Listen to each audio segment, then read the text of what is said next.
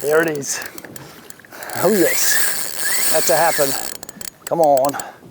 That was very, very close to first part of that tide starting to run.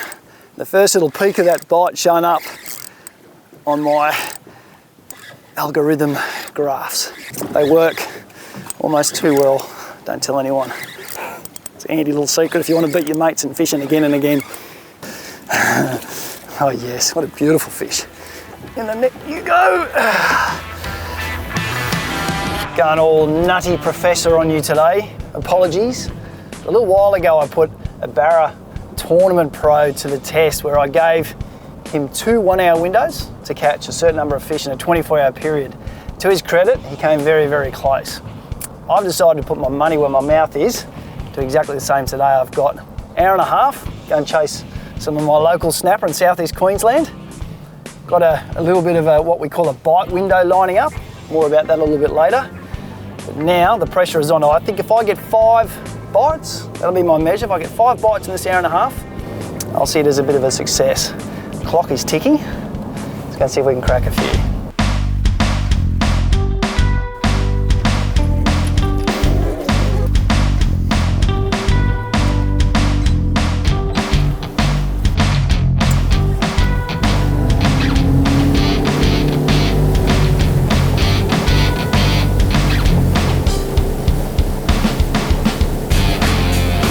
Day is lengthening quickly. It's all about time right now. What I've done is combined a lot of bite times together. So I've got a really big peak happening, which I think is going to result in some active snapper. And those peaks are, we've got a tide turn, I've got a moon overhead, and I've got the day getting into that evening stage. So 3 things are coming together. So hopefully bring about a really good snapper bite. If you spend enough time on the water, you will start to see patterns, particularly with the way that fish feed. And this facet has intrigued anglers and scientists for many, many years, to the point where fish scientists have collected decades of data and created particular patterns with the way fish will be active at certain times in the way they feed and inactive at other times. And we refer to those as bite windows.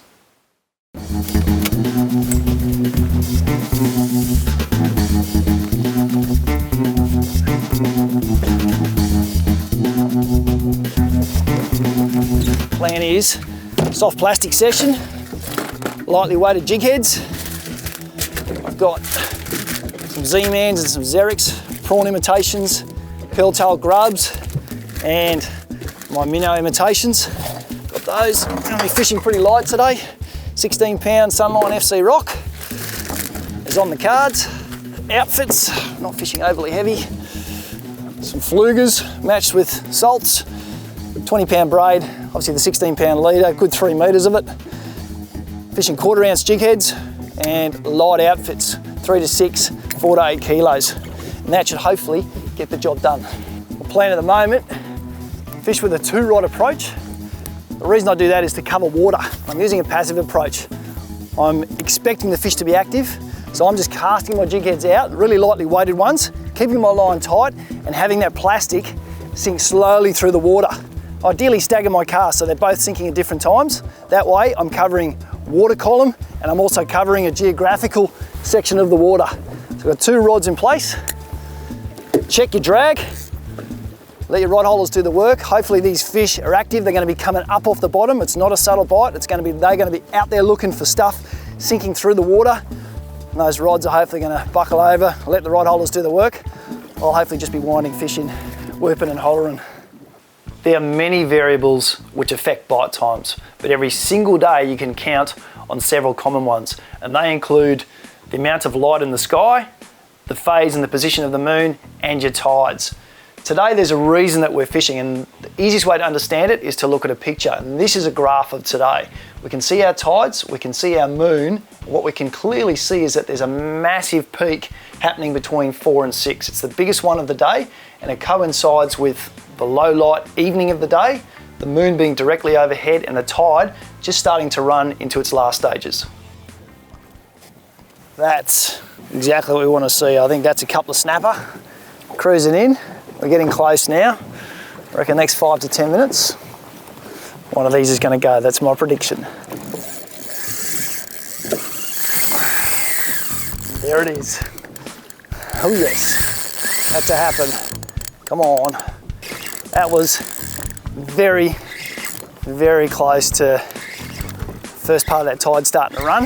The first little peak of that bite showing up on my algorithm graphs.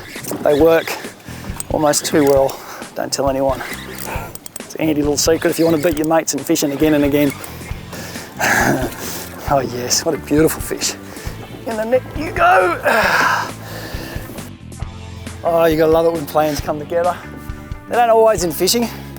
It's not a guaranteed game, but when you have a plan and you go out and it starts to come together for you, there's no more satisfying sport on the planet, I believe. Look at that. Little plastic muncher. Right on cue. Came to the party and hopefully he's come with mates. I reckon that bite time's starting to kick into gear now, and a really important lesson is that the fish won't feed forever. They'll have that bite time and then they'll go subdued, and it's the key when you're fishing is to not muck around too much. Got one, let it go, keep it for a feed, whatever you want to do, but get those lines back in the water quickly, because when there's one biting, there's more.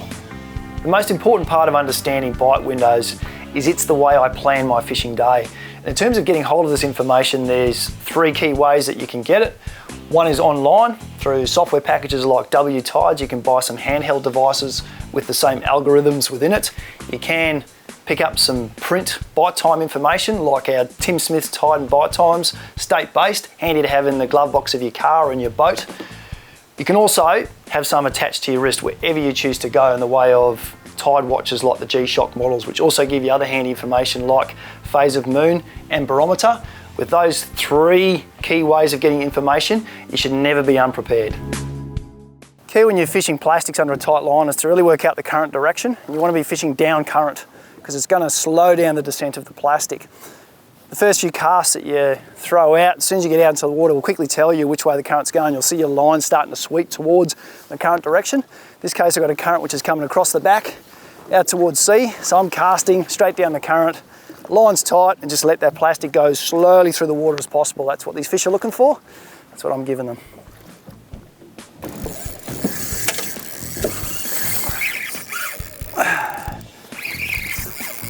There's one there. Oh yes. One half hit on the other rod, and then this one, which means they are starting. That's a good sign. Bumping like a snapper. I don't think it's as big as that last one, but fish are fish, and I love catching these. Squire size snapper. Yes, he's hunting real school size. The moment I imagine out there is packs of these fish starting to wake up and come into the shallows to feed, looking for whatever unsuspecting food they can find. In this case, they're getting much of a bit of Z-Man plastic, but anyway, it's a lot of fun.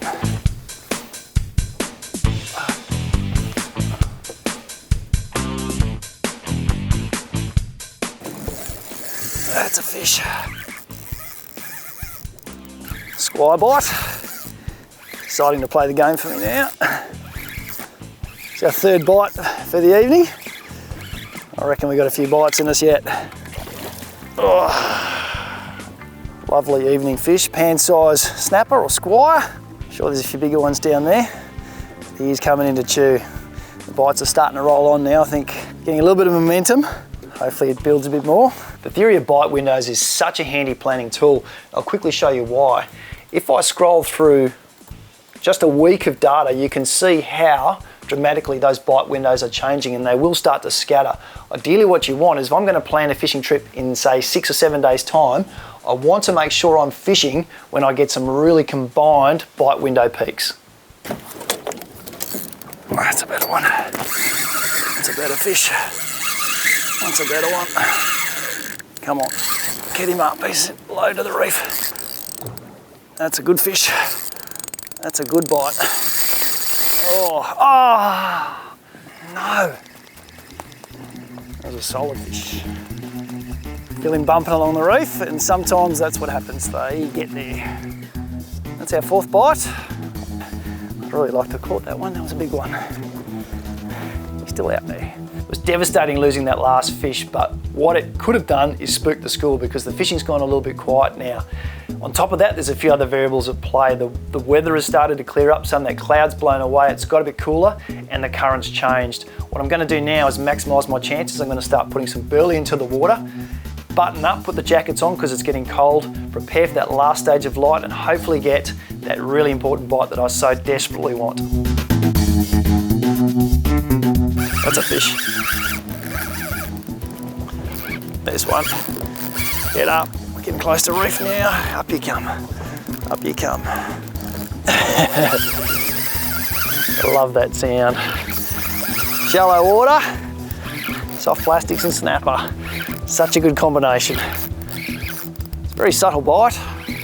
Just sort of sit there and watch rod tips. Very passive way of fishing as well, just letting your soft plastics drift down under a tight line, and the bite's often very subdued. You might get a half bump and then you just let the rod load up with fish. Such an easy way to catch them. It does make the cold well worthwhile when you feel those first few head shakes and that screaming drag. Very addictive. Bites 5 and 6 completely reinforced the importance of understanding bite times. The reason you want to know more about bite windows is they help you plan your fishing day. They ensure by understanding data like this, you won't be travelling on foot, boat or car when those fish are actively feeding. Let's face it, we don't have enough time on the water, you might as well make the most of it. Our session has come to an end, and I think our theory testing has been a resounding success. Aimed for 5 bites and got 6 instead, and snapper for dinner to boot. That being said, let's get out of here.